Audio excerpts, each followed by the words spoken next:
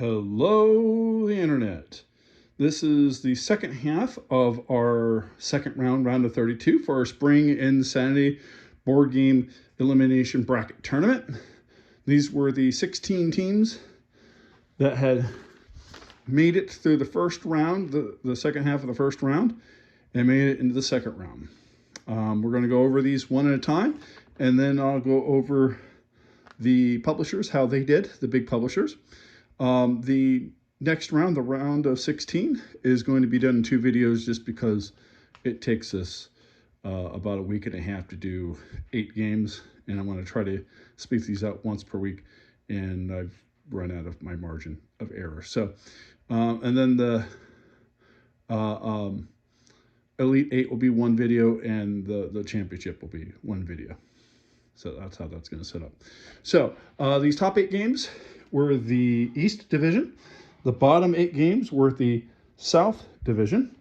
On the top line and on the bottom line were the favorites, the higher seed. And the ones in the middle were the challengers. And we did have a couple of slight upsets in this round.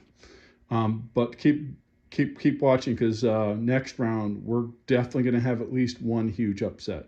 I don't know where it's going to come from, but it's definitely going to come from somewhere. I predict one of our 1 seeds is not going to make it past the round of 16. So stay tuned. So we start off with our 1 versus, in this case, 9. 1 versus 8. 1 versus 8. Hero Realms is the 1 seed of the East bracket, East Division. Went up against Amongst the Stars, which was the 8 seed. Both played pretty well. It was a good match. Hero Realms scored an 18, which is what you expect from a 1 seed. Amongst the Stars hit way above its belt. It scored a 17.5, but it did not make it to the next round. And it will go up against the winner of the 4-5 game of Ecoflux versus Ticket to Ride Europe. And here we have our first upset of this part of the bracket. We had Ecoflux score a 17, pretty consistent. But Ticket to Ride Europe, because my kid likes the Ticket to Ride games, rates it a little bit higher. We've got a score of 17.25, so by 0.25, just barely, it knocks off Ecoflux, and Ticket to Ride Europe advances. You can tell we've well-played game. We've played this quite a bit. Is going to advance to the Sweet 16 to take on Hero Realms. Hero Realms is definitely the favorite in that one.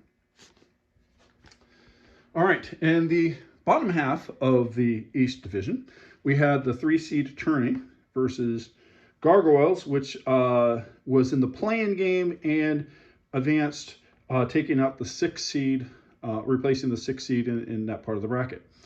Tourney only scored a 16, and the reason why it scored a little bit lower, if you've played once you've played a game 3, 4, 5 times and you're still struggling with the rules, at some point you have to wonder if it's the game. We had a rule come up that the rule book I could not find a specification for what should happen.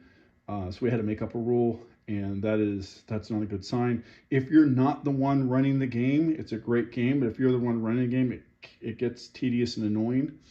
I like the game, but I'd rather play a game where I'm not messing with the rules. So I think this is good because we're playing 2. One's running it, one's not running it, so you get a mix of scores between games that you like to play and games that you want to own. Because if it's games you don't want to run, you don't own those games.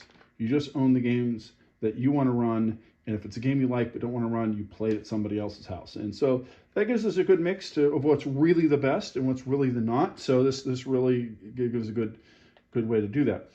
Tourney scored a 16, which is still a good score, but it was the minimum score required to get into the second round. So that means that Gargoyles had a chance to steal. Now, the first time we played Gargoyles, we played it 3-player. And this is a game that really is a co-op game, so it really depends on teamwork. Playing it 2-player, there's less teamwork, but there's also a big luck factor in this game. And we had a bad guy roll 5 dice and do 5 hits, and you only start off with 6 hit points. And that person was already down 2, and that ended the game instantly. As if any hero dies, the game's over. So because of that, it got rated a lot lower. It's still a cute game. We're going to keep it, at least for now. But it got rated a 14, which was by far the lowest rating of the second round, where turning the 16 was the second lowest rating of the second round. So by sheer luck, turning moves on to the next round. But as the 3 seed, it is not going to be the favorite. It's looking like it might go down against the winner of this part, which was the 2 versus 7. So we've got Agricola Powerhouse versus First Sparks. First Sparks is a spin-off of Power Grid. Really good game. Power Grid's a really good game. Not as good as Power Grid, but we had a barn burner on this one.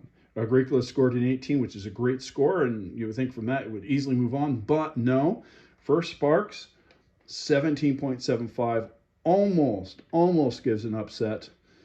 Not quite enough for the Cinderella Slippers.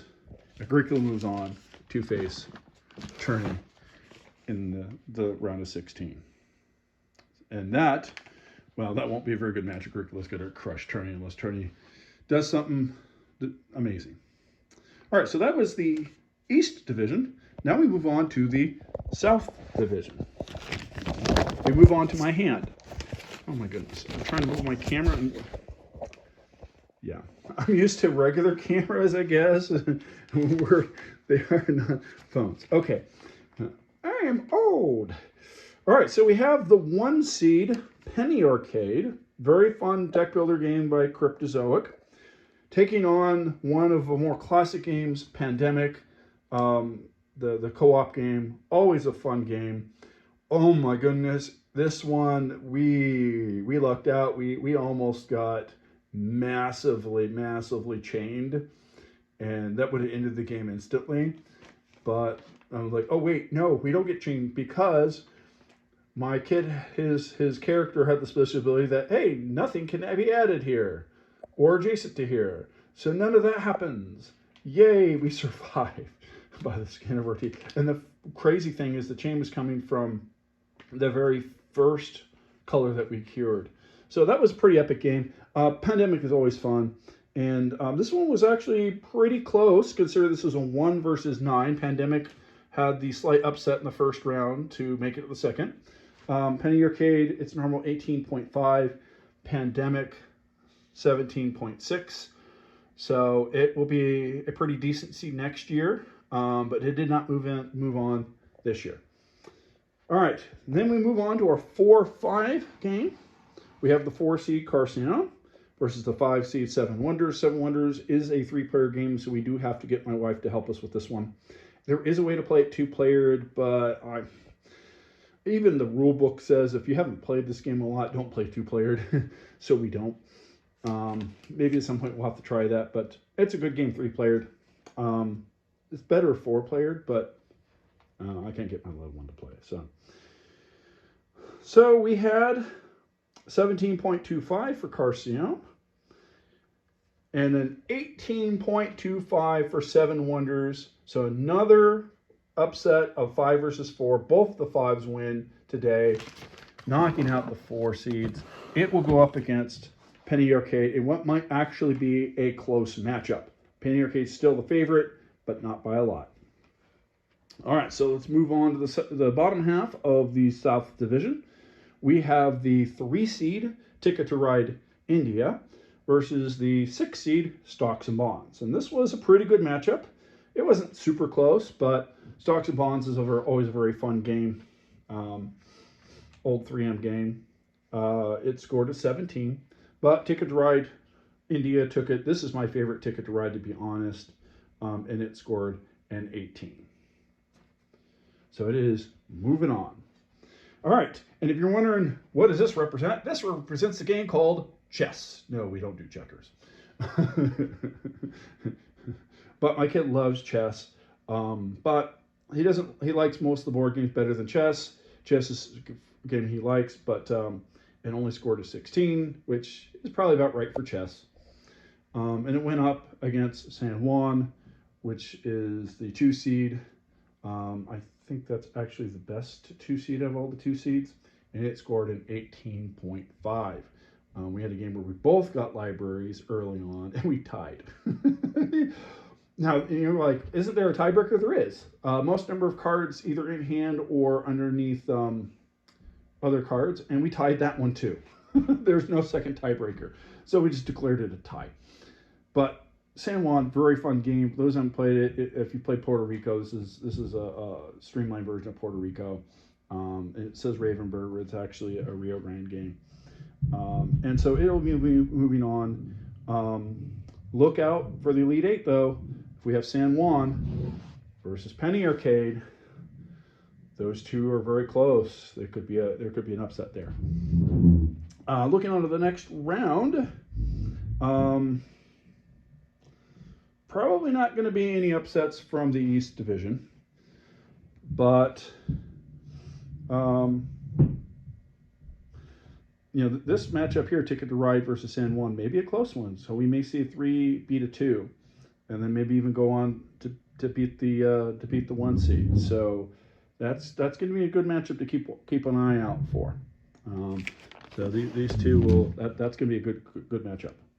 All right, in terms of publishers, Rio Grande has 3 that advanced to the round of 16, of which 1, San Juan, is the favorite. Cryptozoic has 3 that moved on to the round of 16, 2 of which are expected to be the favorites. Days of Wonder had 3 also that moved in, so over half of the games come from our top 3 publishers, one of which is expected to move on to the Elite Eight. Ravenburger, because this is not counted as Ravenburger, this is counted as Rio Grande. Ravenburger did not have any games move on into the Elite 16. Wizards had 1 game, Legend of Driss, move on to the Sweet 16, but it is not expected to move on to the Elite 8. It is not the favorite. Z-Man Games, even though Carstone got upset, has 2 games in the Sweet 16, one of which is the favorite to move on to the Elite 8. And finally, Avalon Hill with Titan, one of our 1 seeds, has 1 game in the Sweet 16, and that game is expected to move on to the Elite 8. Of the 16 games that are moving on to the Sweet 16, 13 of them come from our top 7, well, really 6 of our top 7 publishers. Just goes to show how powerful those publishers are. The 3 that don't, 2 of them are White Wizard, which I didn't count. I didn't count this publisher in my publishing powerhouses because I only have 2 games from them, and I needed to have 3 for them to be in that group. But 2 of the 3 are from here, and the other one is, of course, 7 Wonders. For the 6 that are favorites, the 2 that aren't favorites, one is a matchup that is a coin flip. Technically, the favorite should be the 1 seed, which is Star Realms, but it is going up against a newcomer in Jump Drive, and it is a pick'em game. It could go either way. And even if that was the favorite, the Star Realms was the favorite, then that's not part of the others. And then the other one, of course, is Hero Realms. So the White Wizards are the 2 of the 8 expected to move on. The Elite 8 that aren't part of the Power 7. So that is the round of 32. And hopefully in the next week, we'll have half of the results of the round of 16. So stay tuned. Who was there any upsets that surprised you? Was there any non-upsets that surprised you? Do you have a favorite that you're hoping will take it all, or are you having a game that you don't like, you are rooting against, and you're hoping gets beat out in the next round? Let me know. And until the next video.